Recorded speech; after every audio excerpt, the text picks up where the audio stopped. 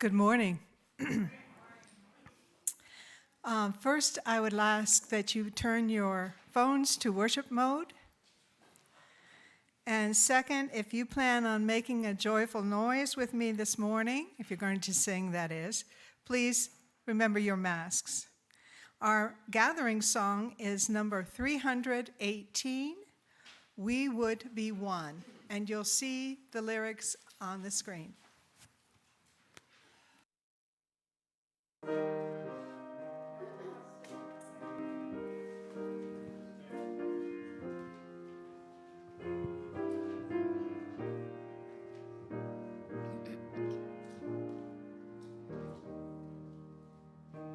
We would be one as now we join in singing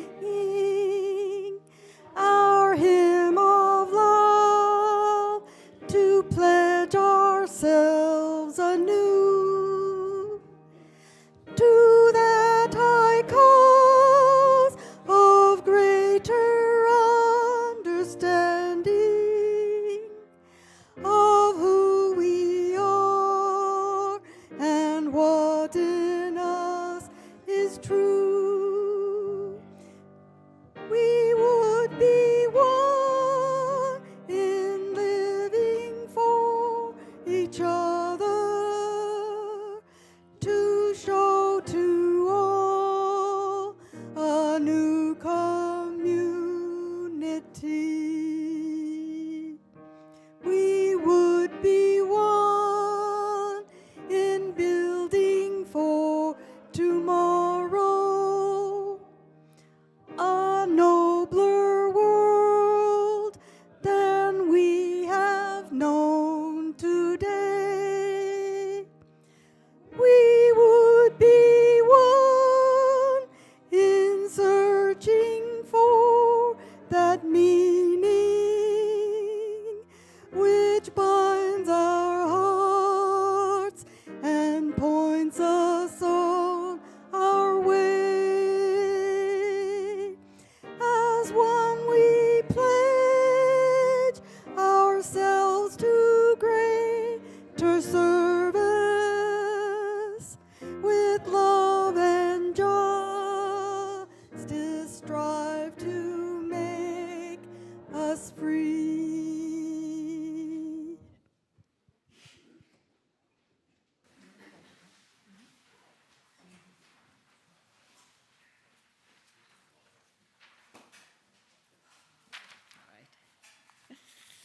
You may have noticed I'm still getting used to the idea that masks are optional, but if you plan to sing, we ask that you put them on to do that because of the concern with spreading unintentional germs. Today is the mic on? Okay, great.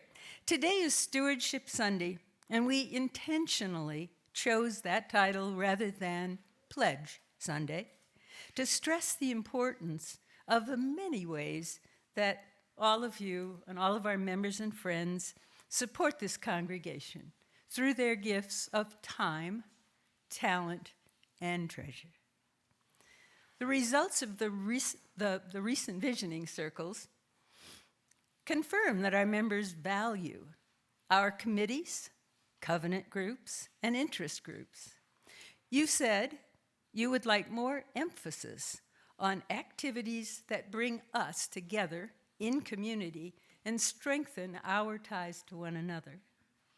You want more ways to connect, and you want more ways to connect with one another and deepen our relationships.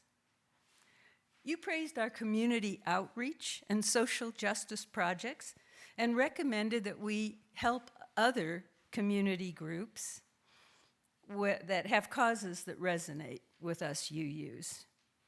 You recommended we find more ways to become visible in this community as we pursue our social justice activities. As one of you said, it's how many of us live our faith, and it's a strength of this congregation. You expressed concern with our current governance model, and you asked that we educate the congregation as to the family pastoral model and the program's policy governance model. And with that understanding that we share the decision on how we should move forward and what our next steps should be.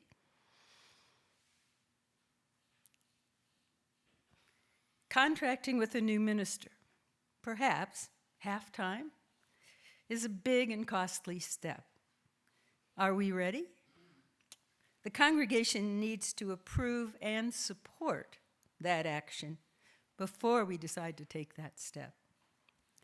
And during the next month, we will work together to create a shared vision of who we are and what we hope to become. Please get involved in defining that vision and planning a budget that will support our priorities. Yes, money is required, but please share your time, share your expertise, share your passions, share your love. As Methodist minister Steve Goodyear reminds us, the point is, none of us can ever run out of something worthwhile to give. As the theme for this year's stewardship campaign, the Stewardship Steering Committee has chosen the ties that bind us together. And that reminded me of one of my mother's favorite old hymns, "Blessed be the tie that binds." Well, perhaps others of you, depending on how you were brought up, remember that hymn. So I looked at the verses. I edited them a little, so I felt it made them more inclusive and more representative of our Unitarian Universalist values. And with your permission, I think, or indulgence, I'm going to try to sing a couple of those verses as I've edited them. Blessed be the tie that binds our hearts in caring and love, the fellowship of kindred minds. It fits us like a glove. Each week we speak as one, that service is our prayer. Our fears, our hopes, our aims are one, as for one another we care. We share each other's joys, our sorrows and our fears, and often for each other, and often for each other flows some empathizing tears. Each Sunday as we part, we extinguish our chalice flame, but we shall carry the light of truth until we meet again.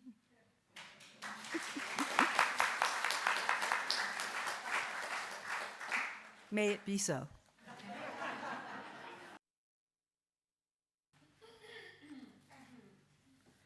This morning for our chalice lighting words, I've chosen Connection and Commitment by Cynthia Landrum.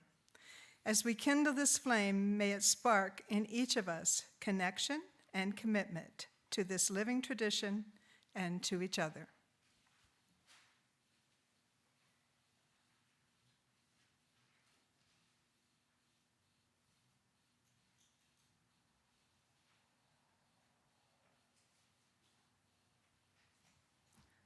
Now, please join in saying our church's affirmation of covenant, followed by the singing of the doxology in English and Spanish. The words are printed on the screen, and please stand as you are able. Love is the doctrine of this church. The quest for truth is our sacrament, and service is our prayer. To dwell together in peace, to seek knowledge and freedom, to serve others in community, to the end that all souls shall grow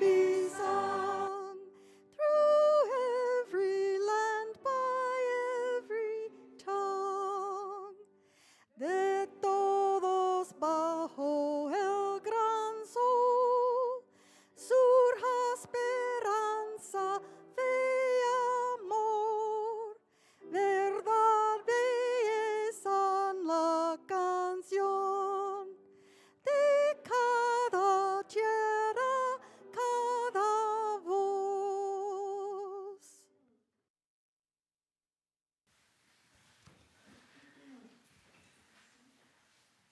Good morning. Welcome to the Sunday service for the Unitarian Universalist Church of Las Cruces. I'm Katie Fitzgerald, and I'm your service associate today. We have no minister at this time, so Susan Hitchka, representing the Stewardship Committee, will be our service leader this morning. Elwin Nunn is working the camera. Mike and Chris are the soundboard and Zoomcast. Greeters today were Hale Huber and Donna Race and Carol Stanfill. Thank you. Senior moment.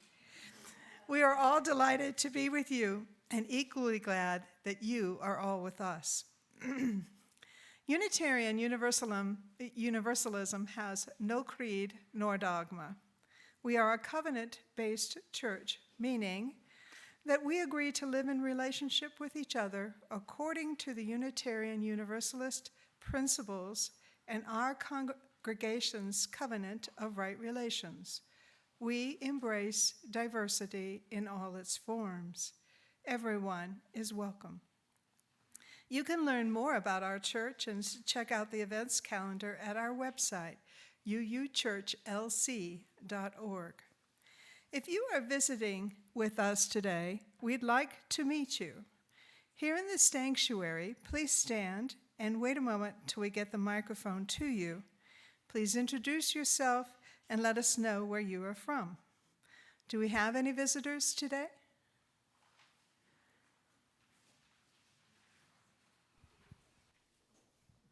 James Armstrong, Denver, Colorado. Oh, and for those who don't know, James is the son of Nancy Alexander. Anderson, sorry, I keep getting that wrong. We're Jean and John Norberg. We're here visiting with the Hitchkas. Yes, we're back. We were here last Sunday too, but Steve says if we don't leave by Wednesday, he's going to start charging rent. So this will be our last day here for a while. And I'm looking forward to talking to people in the round table at 2 o'clock about some space history. And we're looking forward to taking part in that. I'm Anthony. I'm from originally Texas, but I'm here visiting from Albuquerque. Great. Welcome, Anthony.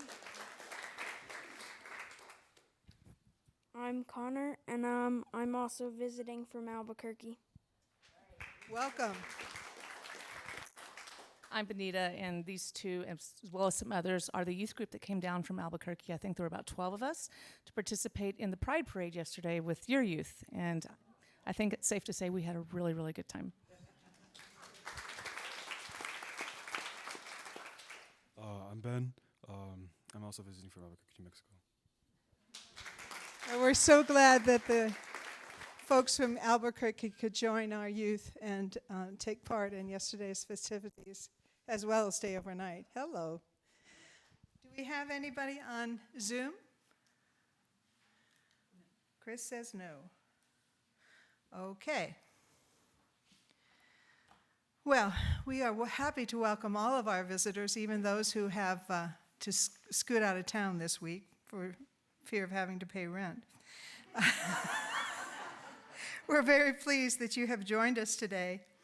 And if, as you are in the sanctuary, please fill out a visitor card so that we can invite you to other services or other activities at our church. Directly following this service, there will be an opportunity to fellowship with one another. For those here in the sanctuary, we hope that you will continue down through the portico and under the overhang for treats, coffees, and conversation. There's some seats in the shade. This week's hospitality offerings are sponsored by the Board of Trustees. Yes. All right. Time for all ages.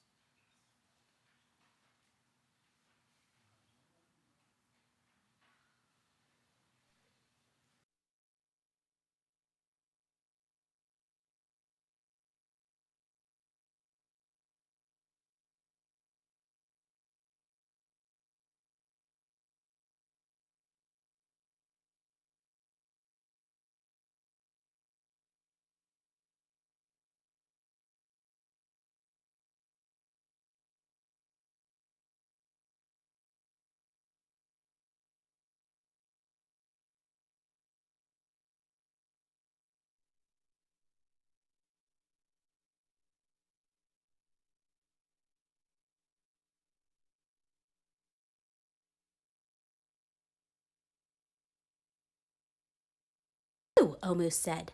Tonight's dinner will surely be the best I've ever had.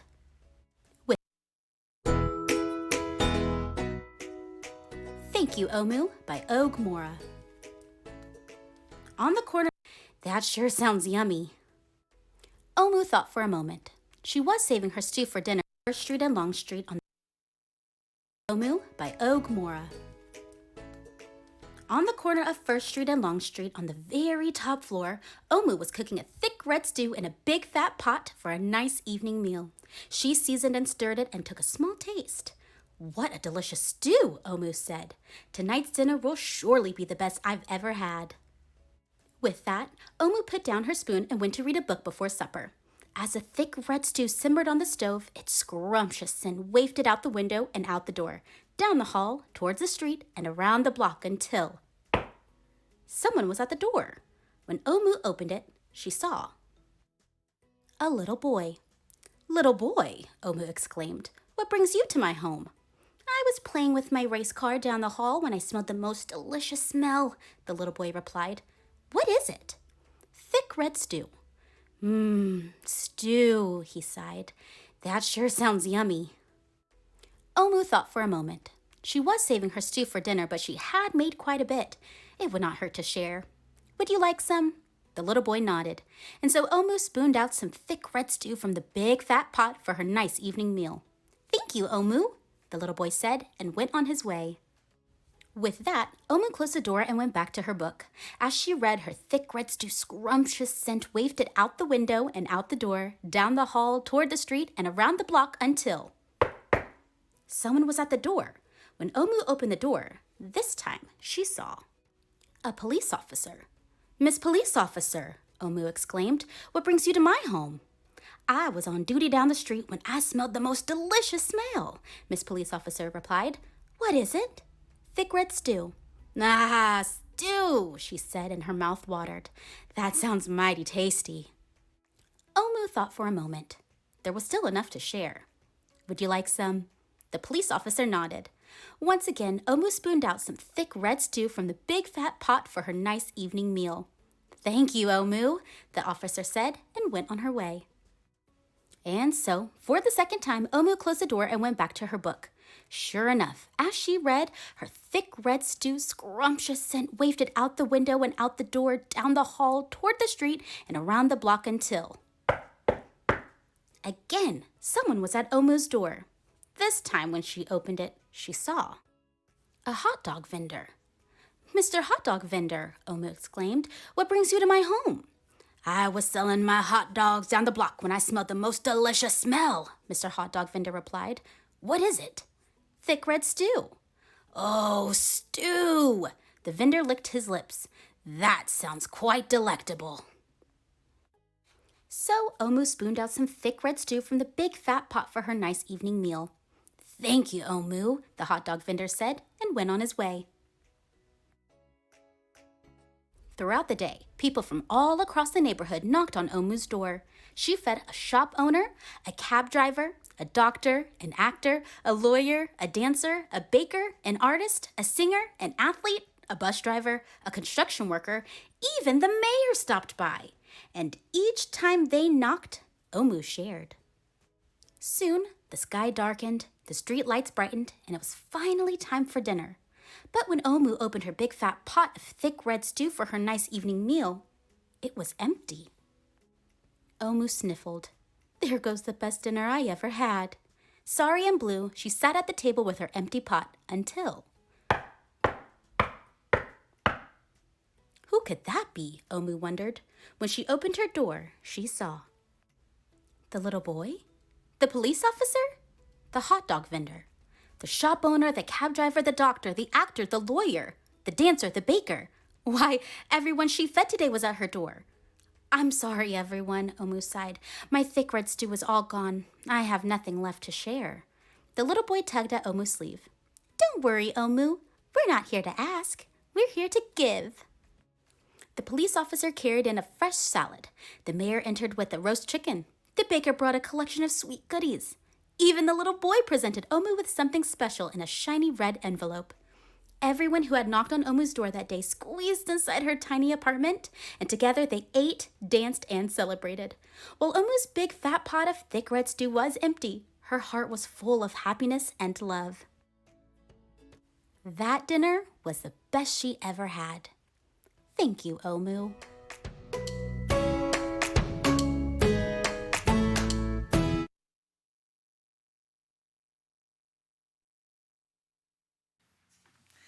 This seems a perfect opportunity to let you know that next Sunday we will not be having a stew, but we will have a pasta lunch for those who are going to share with us our Visioning Action Day after church.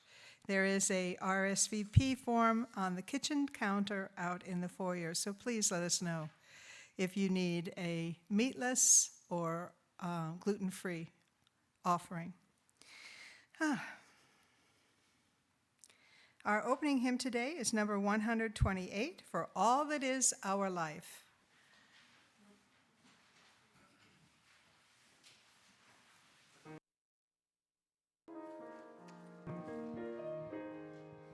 For all that is our life, we sing our thanks and praise. For all life is a gift which we are called to use to build the common good and make our own days glad. For needs which others serve, for services we give, for work and its rewards, for hours of rest and love, we come with praise and thanks. For all that is our life. For sorrow we must bear, for failures, pain, and loss, for each new thing we learn, for fearful hours that pass, we come with praise and thanks. For all that is our life. For all that is our life, we sing our thanks and praise. For all life is a gift which we are called to use to build the common good and make our own days glad.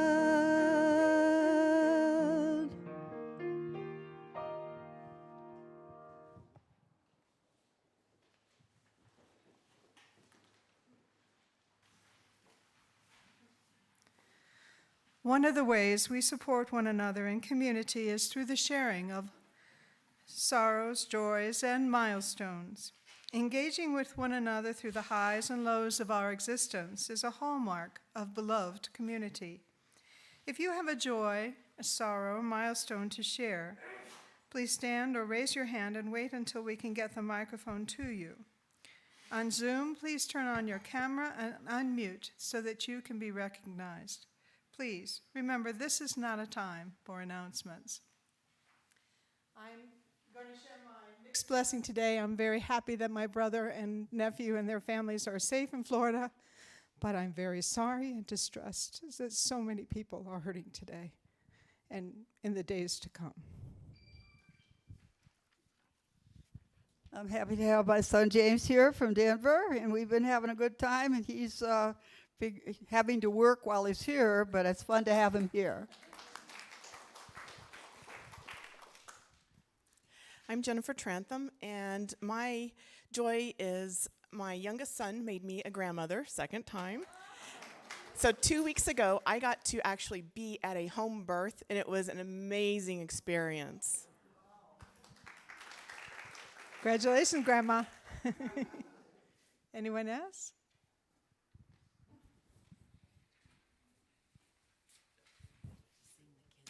What? We have to sing the kids out. No, she said not. Oh, okay.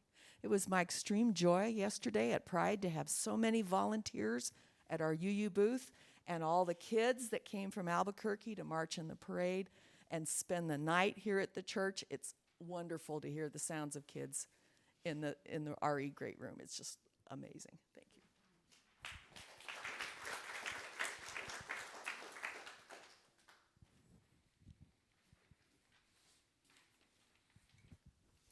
you. My name is Jack Welch, and I have both a joy and a milestone. This past week, Gail and I celebrated our 25th wedding anniversary. Now, this is an important event for us and also for the church because not only did we get married here, we met here.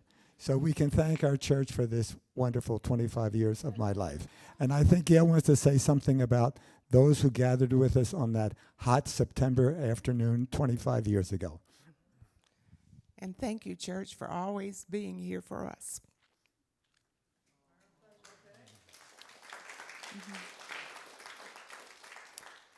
And I see some other people who celebrated with us, like Elwin Nunn and Hale Huber and Julie Woody and Judy Licht and the Carlsons. So we've received a lot of support, but the best gift I've received was Jack. Thank you.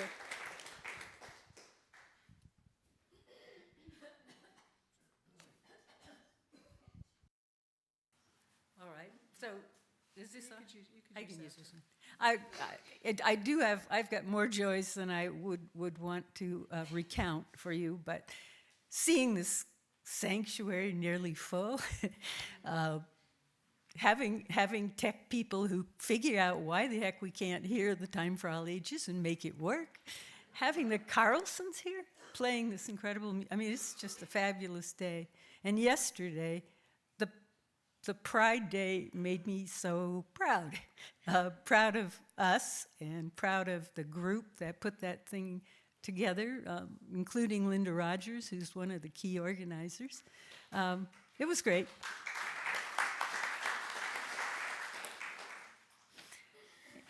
As the announcement says, in lieu of a homily, we have a few testimonies today from some people who want to tell you why the church is important to them and why they support it. And I want to make a plug here that there are other really great stories out there. So throughout this month of October, we'll be doing a few minutes for stewardship. And so I'd love to have you volunteer your stories because that's what this is all about. It's all of you coming together because we care. We care about this and we care about each other. So the people that are speaking, Robert Severance offered to tell you just a little bit about why The church is important to him. Would you come up and give us your words, please?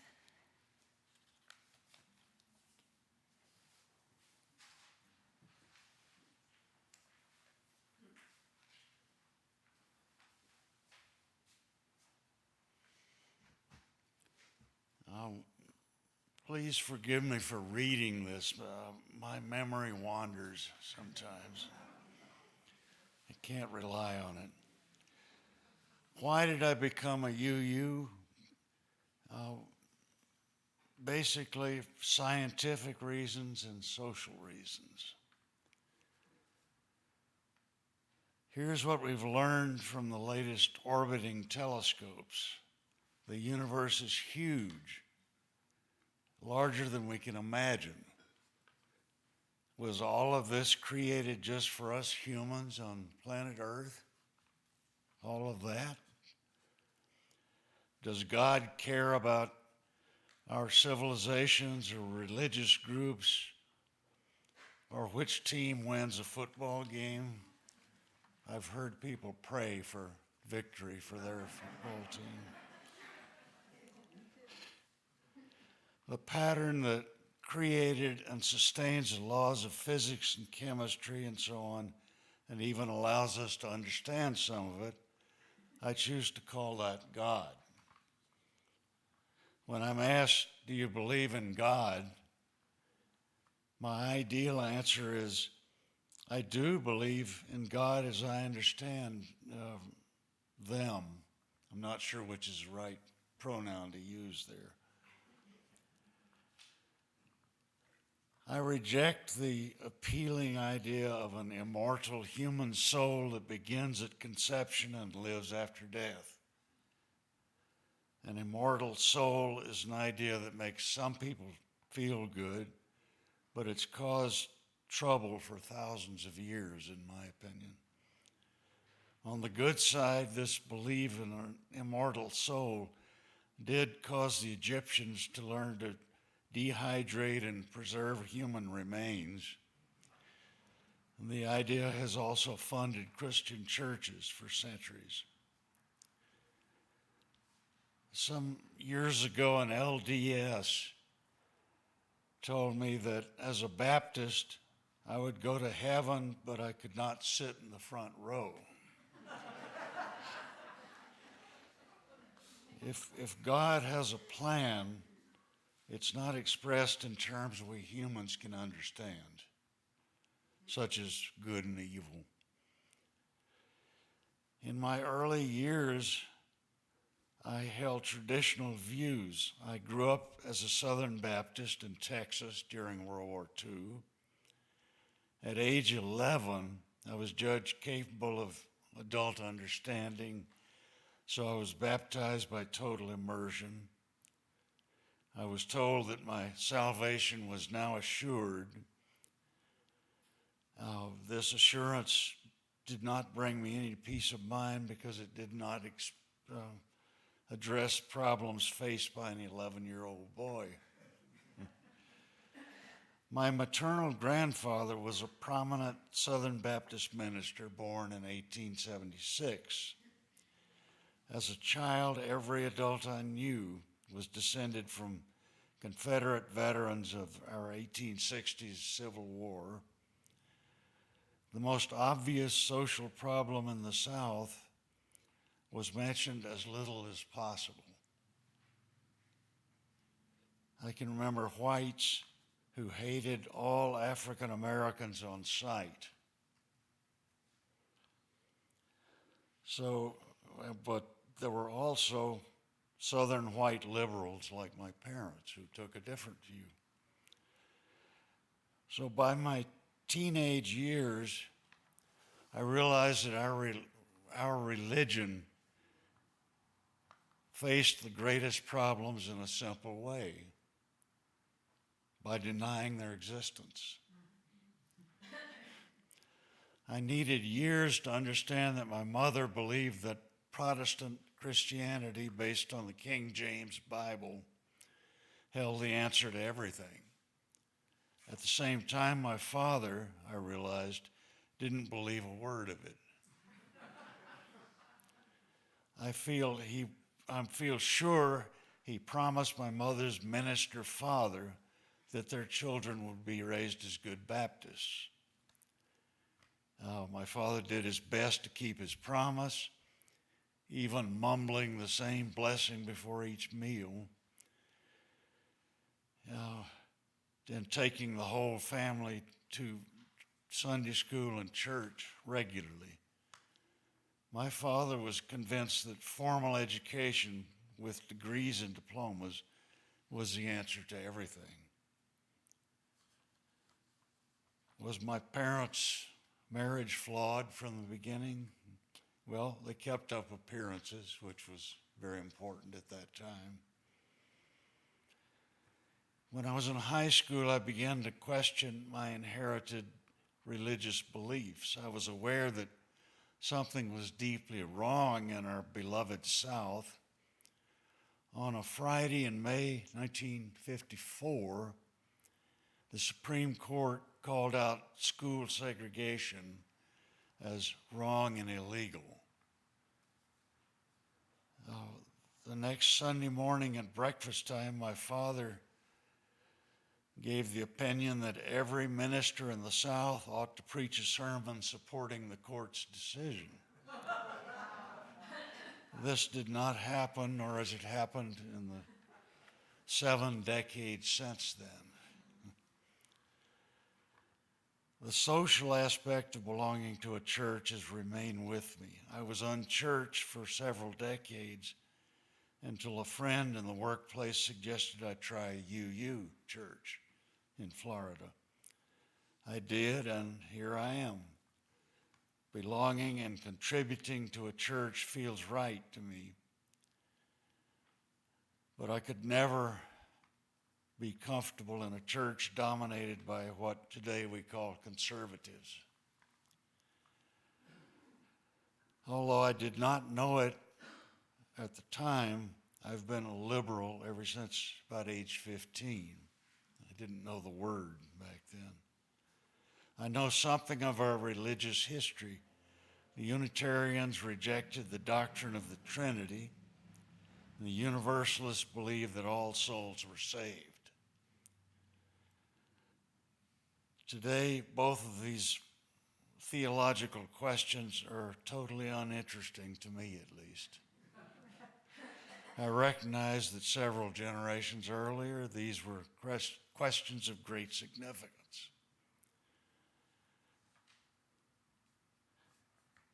I've faded out. If the world still exists 3 centuries from now, the inhabitants may look back at the things we ignored and ask, what on earth were they thinking? For 3 centuries from now, perhaps there will still be groups that long for that old-time religion. Thank you for listening.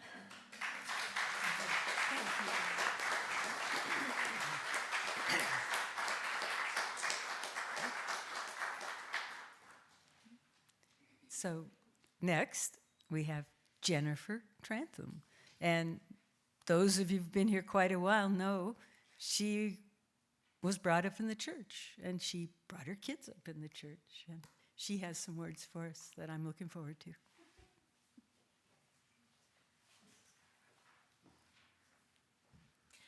When I was asked to do this, and I sat down at my computer and I typed, I kept typing. I looked at the clock, and time had gone by several hours.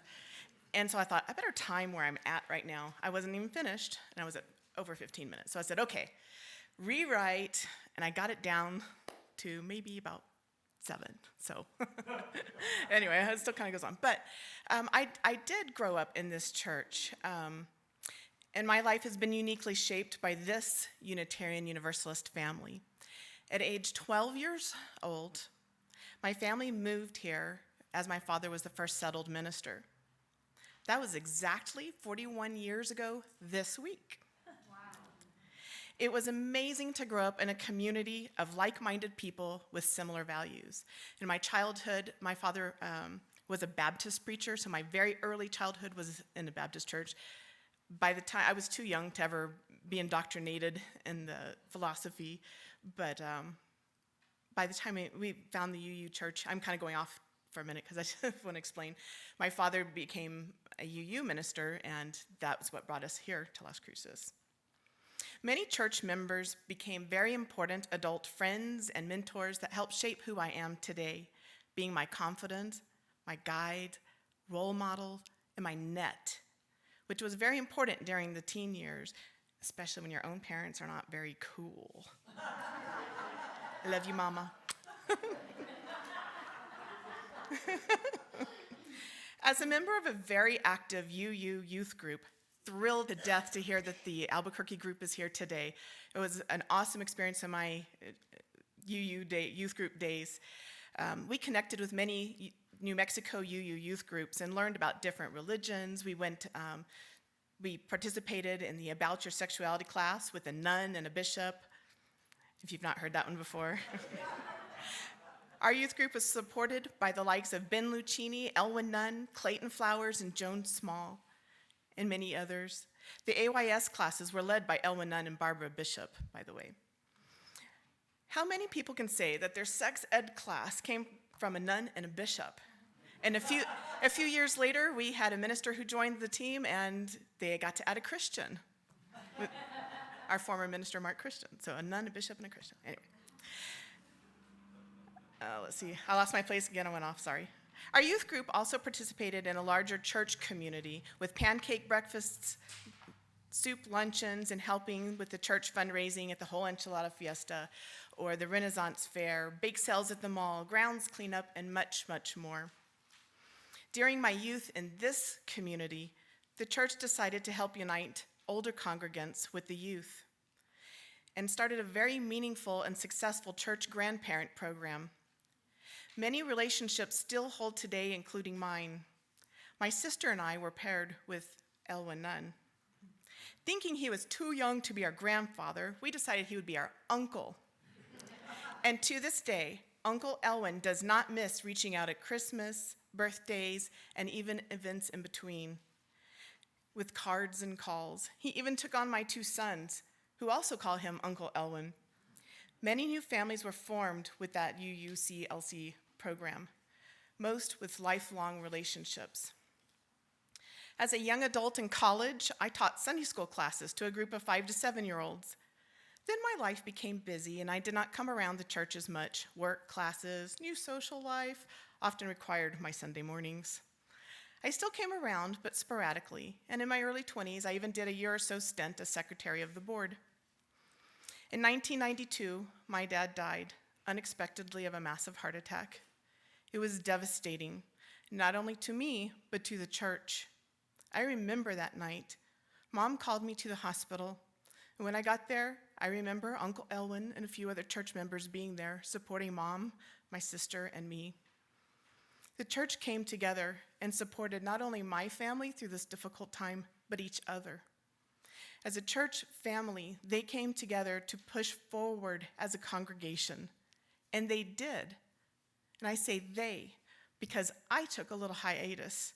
It was too painful to come and sit in this sanctuary, where I remember checking out a new sound system with Flim and the BBs in the sanctuary with my father, who turned it up full volume and would dance. He couldn't stand still listening to it. Or memories that I have every time I looked at one of the stained glass pieces, because I remember Dad, beaming with pride, having me come check out his latest stained glass creation in the glowing evening sun streaming through the window. It still causes a stray tear here and there. But a lot has happened in the sanctuary since. I got married here in this church. I had 2 sons that were welcomed in this church. I watched my mother meet and marry Jack Welch in this church. I got divorced and was supported by this church family. And I got to support others on their life journeys. Raising my sons, especially as a divorced mother, in this church was both purposeful and meaningful to my family. I wanted my sons to experience the community as I did as a child. My sons participated in Sunday school growing up, got to go to luncheons, got to put on luncheons to fundraise, went to several United Nations office, the UNO conferences in New York City, They went through our whole lives sexuality education program, attended a general assembly, participated in community night and church campouts, developed deep and meaningful relationships with the church family, including Joel Brown, James Caulfield, Catherine and Tammy, and of course, Uncle Elwin, who my oldest is about to travel to a men's conference with. Besides serving on the RE committee and teaching Sunday school classes for another bout, I have helped support this church family by going to Dallas and learning how to present our Whole Lives program, and then co-teaching it to 5 to 6-year-olds and a middle school group, hoping that it made the huge positive imprint on them the way that the About Your Sexuality program did for me. I have served several years on the Committee on Ministry, and most recently accepted an invitation to fill a vacated position on the Board of Trustees. It's a chance to give to a community, a family that means so much to me. I accepted a temporary condition as I have started the process to obtain my National Board certification for teaching.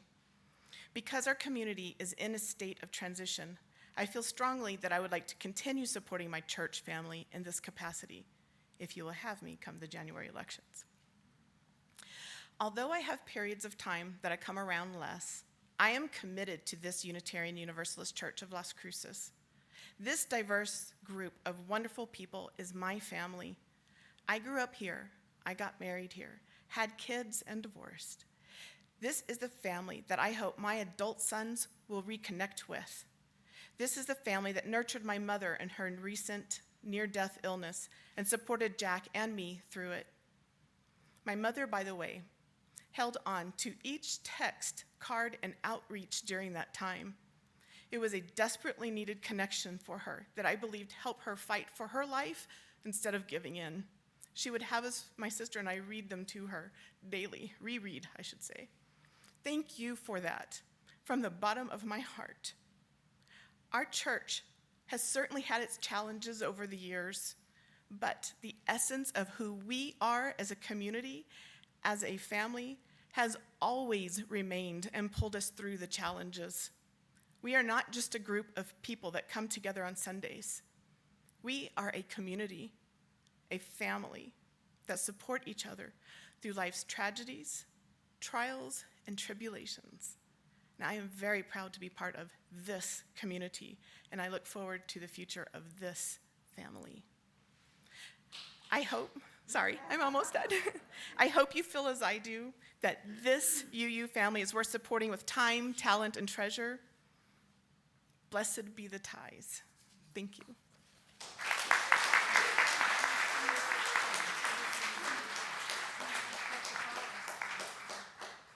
All right, and as our last homily of the day, I'm reintroducing my husband, Steve Hitchcock, to our group, because he has agreed to become the chair of our Stewardship Steering Committee.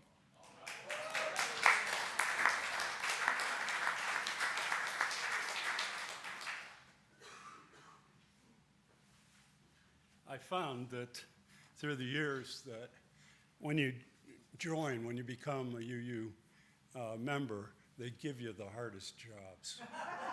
And I'm standing before you right now as your newest member.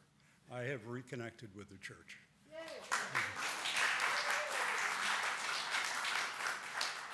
I have called upon several of my friends to help me in the stewardship campaign. I've asked them if I can use their name, if I can bounce ideas off them, and if we need some more help, that they can tell me who I should call.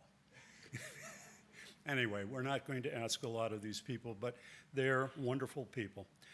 Sarah Thomas, Rabbit Doring, Jack Welch, Haney and Lynn Pearson, Hale Hubert, Shirley Davis, Julie Woody, Carol Stanfield, sorry, second one to miss that one, Dave Rice, Bill and Katie Fitzgerald, and that, so I welcome any of you who feel left out of that list to please raise your hand and I will add it with pleasure. And I have Charlie, I've got one. I got Charlie. Do I have Kathy? I want Kathy. Okay, we got her. All right, I'll put that down. Anybody else? Okay. Well,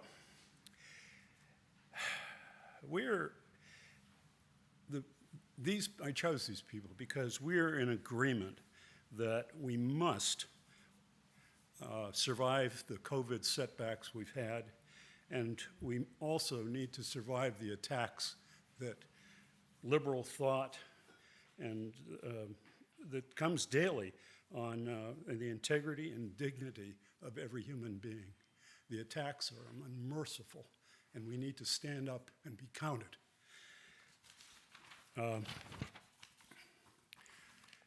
As you heard, our theme this year is the tie that binds us together. Our current draft campaign goal is roughly $300,000. It's based on our program, what our program committees have told the Finance Committee they would want to do this year. They want to expand the opportunities for all of us and spend more of our money in that regard. They also want a 5% COLA for our existing staff, and they want us to set aside enough money at least for a half-time minister. Now, over the next few weeks, there'll be opportunities for anyone. You're all invited at any meeting, but particular these, to discuss the budget and to say what you want done with this. We want the budget to be your budget. Okay, so you might ask why I agreed to chair this group. Besides, I like them very much. Personally, I recommitted my membership and support to UUCLC for three main reasons. The first is, as I have kind of said, liberal thought, and I'm going to define that for myself. It's the commitment to equality and to the dignity and respect that every person needs to have and is entitled to. And secondly, the belief that if we work together, we can solve problems that are bigger than we are. That is what I believe to be liberal thought. The second is, well, and I want to say this, last Sunday, the second reason, we had a visitor. I don't see them here today, so I can talk about them. The person touched my heart. Very fearfully said that she was from a very strict religion and that she was looking for alternatives. That reminded me of my story of why I became a UU.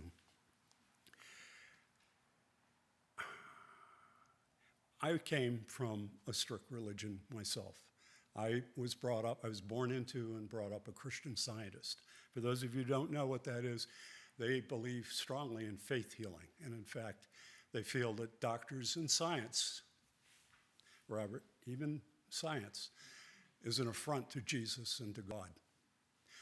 This was very difficult for me to accept as a boy. My father was an engineer. I couldn't figure out why in the world he'd do that if he believed as he did. And he, by the way, made very, very large weapons. Very large weapons. When I met Susan, it was pretty obvious that we weren't going to be Christian Scientists. So she dragged me to her church. And the story there was that we became quite committed. We were both in the choir. I served on the Habitat for Humanity's board of directors. And we were pretty committed. And one Sunday, the ministers, we had two ministers.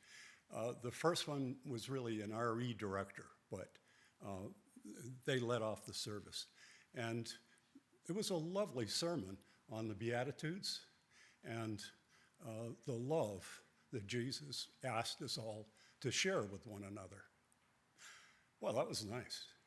The second minister stood up and called, as it was time, it was with the Vietnam War days, and there was turmoil everywhere over it. No matter where you went, somebody had a strong feeling one way or the other about the Vietnam War. Well, he stood up and he called upon us to bomb the North Vietnamese into the Stone Age. I stood up, I took off my robe, I hung it up, and I never went back.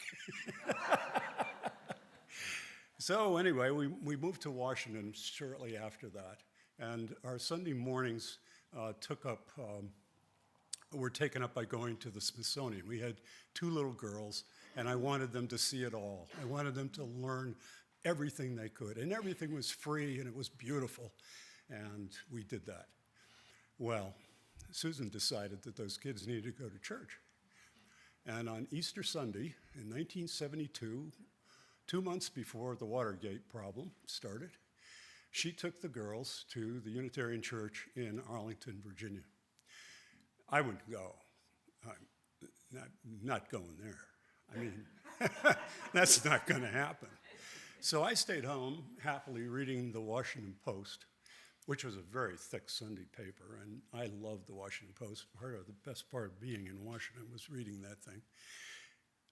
And I did that for a couple of weeks. And then I said to Susan, yeah, we really need to go back downtown to the Smithsonian. We need to bring the girls into that. She said, oh, I think the same thing. You get in the car and come along with us to church. Take your Washington Post with you.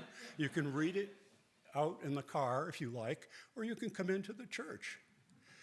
And so I got in the car because she also told me that if I didn't, she was not going to come back and pick me up before she took the girls down.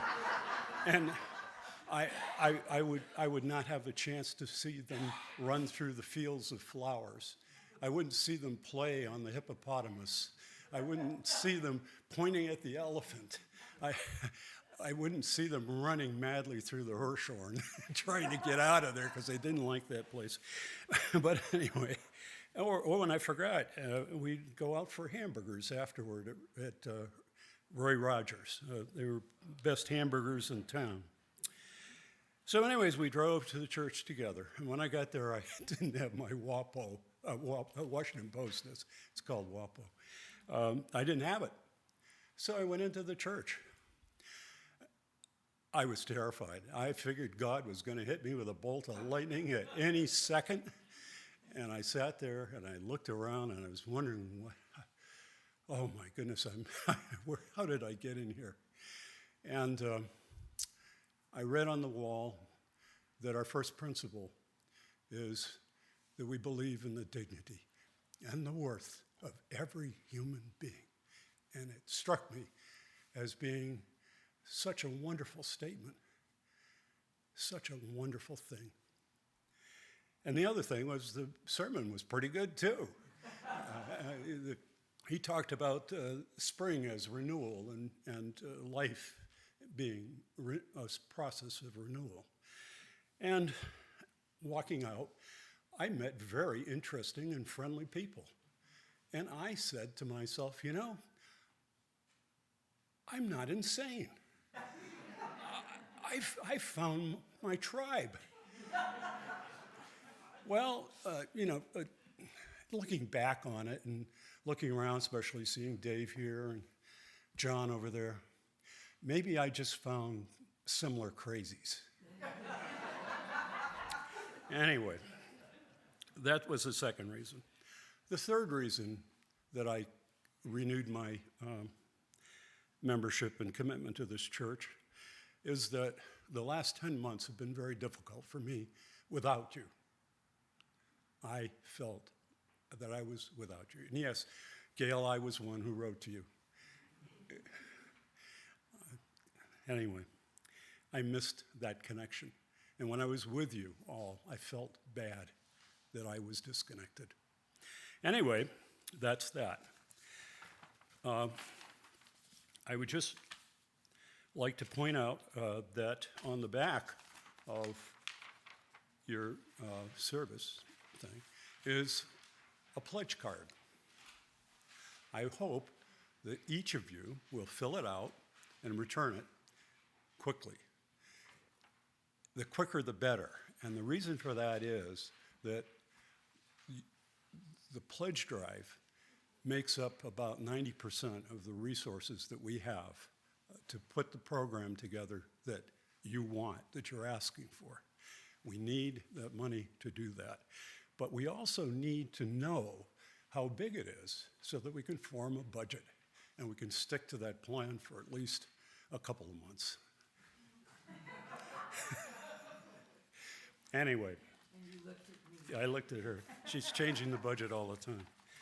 In small amounts, by the way, never enough to hit that trigger 10%. Anyway, thank you so much.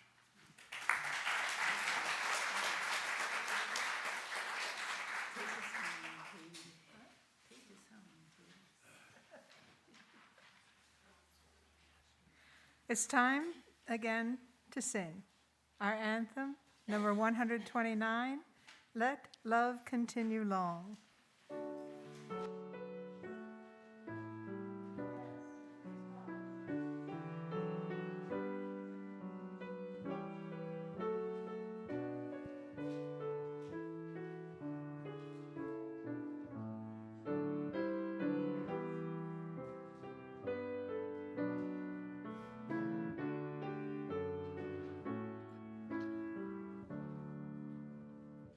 Let love continue long and show to us the way.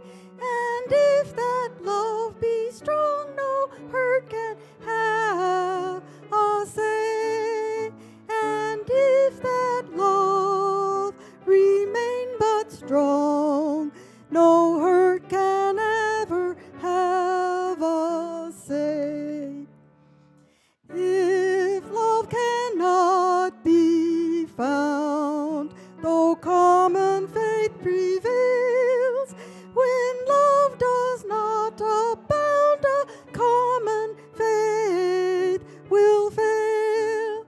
When human love does not abound, a common faith will always fail. If we in love unite, debate can cause no strife. For with this love in sight, disputes can enrich our life.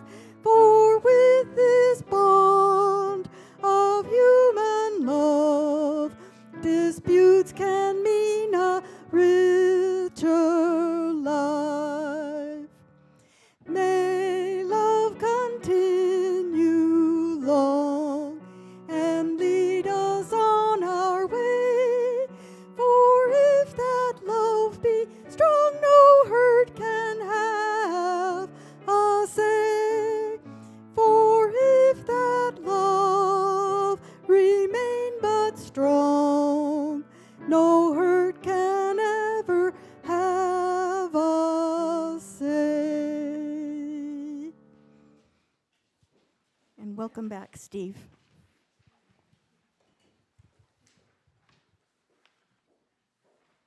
A brief reading for your reflection. I am only one, but still I am one. I cannot do everything, but still I can do something. And because I cannot do everything, I will not refuse to do the something that I can do. Edward Everett Hale.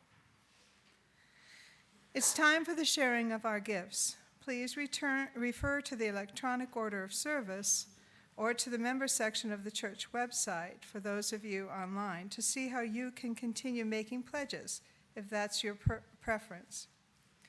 The church is continuing its support of organizations identified by the Social Justice Committee as recipients of our Change for Change program. We collect your actual change. or checks that have change for change noted in the memo line, or donations of cash that have been put in those little envelopes and noted for this purpose, change for change. So please be generous as the basket is being passed. This quarter's recipients of Change for Change dollars is the NAACP of Donna Ana County. The funds collected will be used as seed money for youth outreach and memberships in support of this year's theme, Always Fighting Forward. The greeters will now pass among us with the baskets.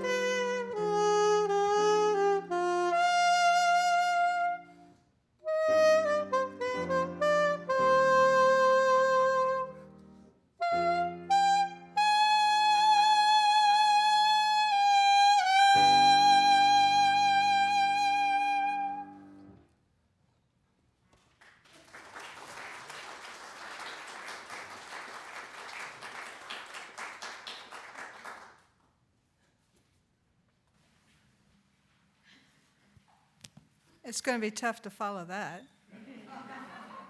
But I hope you'll join me in our closing hymn, number 118, This Little Light of Mine.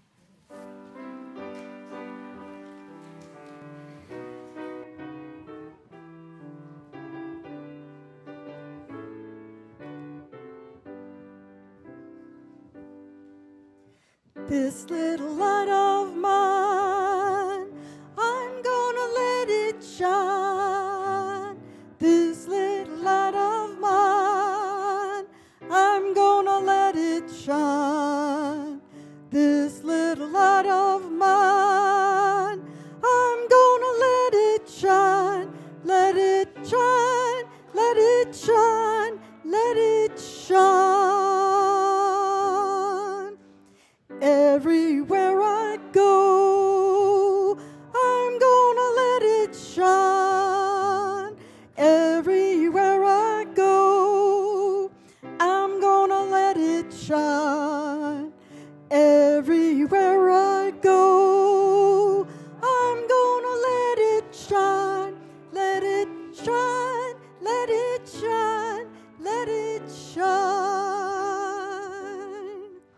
Building up a world, I'm gonna let it shine. Building up a world, I'm gonna let it shine. Building up a world, I'm gonna let it shine. Let it shine, let it shine, let it shine.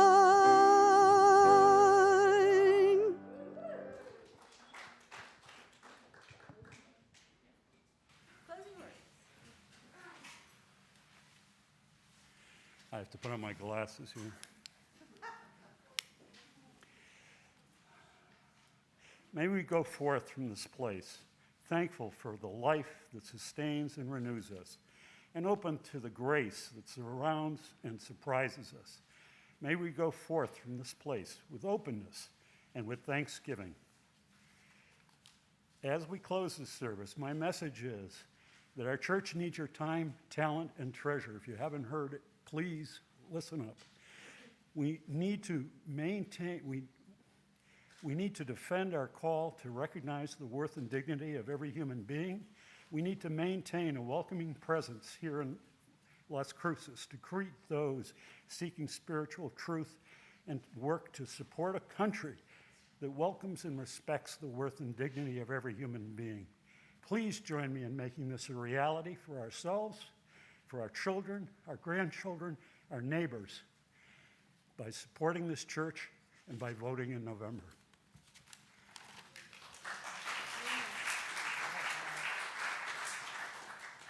Okay, before we go out to change the world, a couple of announcements.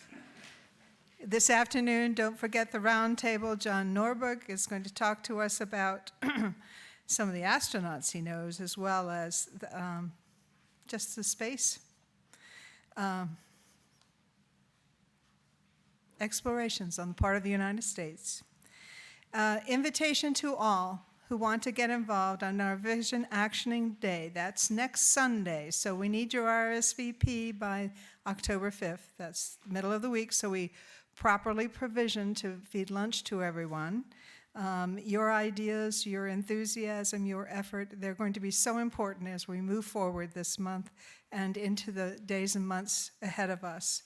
So the RSVP sheet is out in the foyer. If you have questions, Sarah Thomas is here with all the answers, including to world peace. Right, Sarah?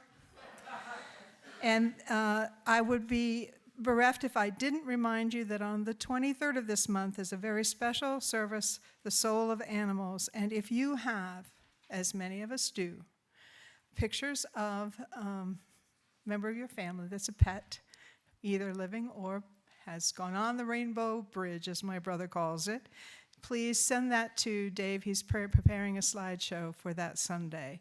In the back of your order of service has the details of how you can get it to Dave if you want the photo of your pet included. Dave Rice? Dave Steele. Did I say Dave Rice? Okay, well, I meant Dave Steele. Dave Steele's the guy for animals. Dave Rice, the one for social justice. Okay, we got that straight? All right. All right, now please help me extinguish the flame. Join me in saying the words you find on the screen. We extinguish this flame, but not the light of truth, the warmth of community, nor the fire of commitment.